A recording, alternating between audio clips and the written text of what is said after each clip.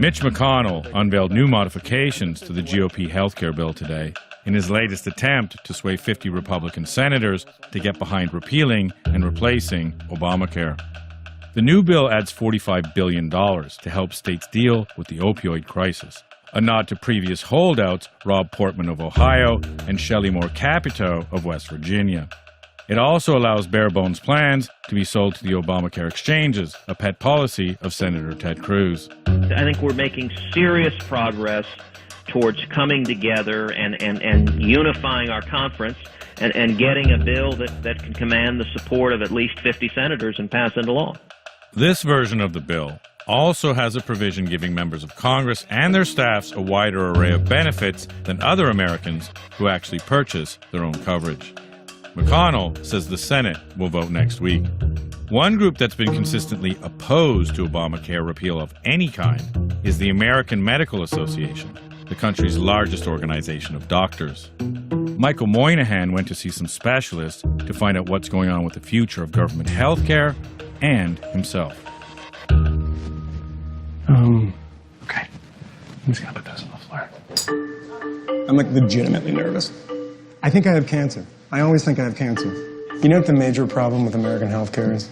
It's paperwork. Are you kidding me? 10 or 12 pages? VOHC? Do I need glasses? Going to check right now. Shit.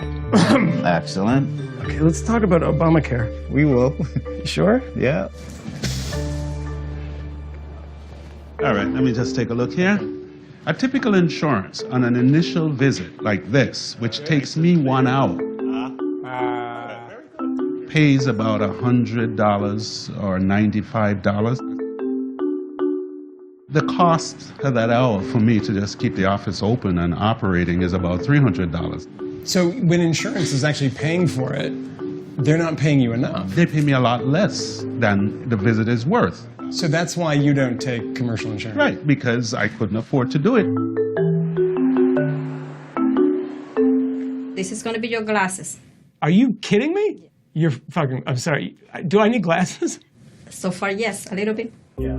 If I'm self-paying with you, how much does it cost? That's a really good question. You don't know? I think it's $350, but the front desk actually knows that price better than I do. So I am Can not... I ask you a question? Is it odd for you not to know? I don't want anything about my care to be influenced in any way by what kind of insurance you have. Oh, shit. Yeah, that's okay. You're looking straight ahead for me. I don't like this part, by the way. Yeah, I know. No one likes it. Everyone gets mad at me with this. Really? Mm-hmm. This is quite nice, though.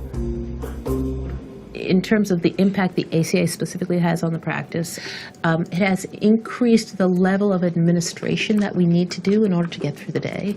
So we used to be about 10% administration and 90% clinical, and we're now like 40% administration and 60% clinical.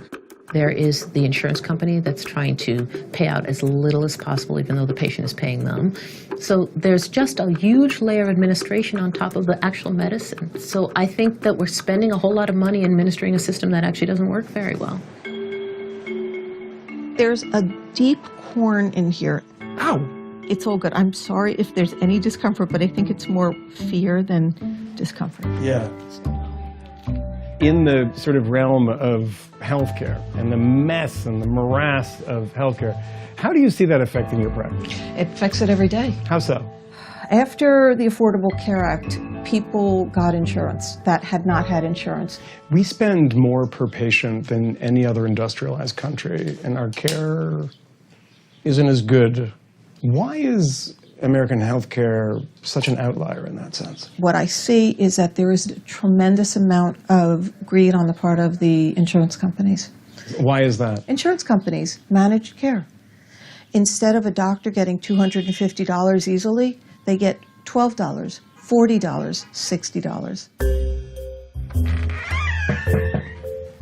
Good afternoon, Mr. Moynihan. Doctor? Are most people this uncomfortable like the first time they come? Not really. Really? To be honest with you. He snaps it on. It's like... Okay, I'll take it easy. You support the ACA, but it's made your life more difficult.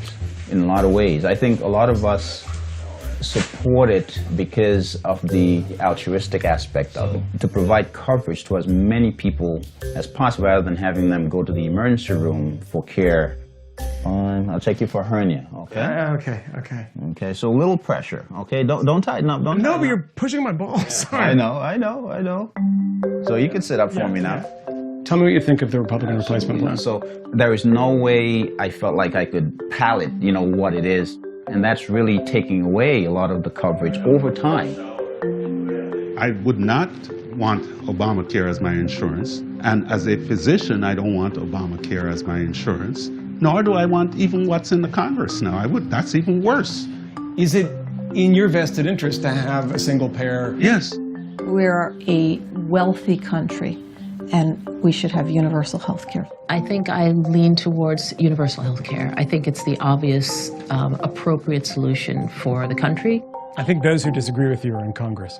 Well, yes. So Well, it and might the be a people who slight- put them into Congress, I think. Yeah, that's right, too. That's not a right, too. small group. Thank you, doctor. It was lovely meeting you. I appreciate it. Thank you for taking the blade to my foot. I feel better. I don't know if I do.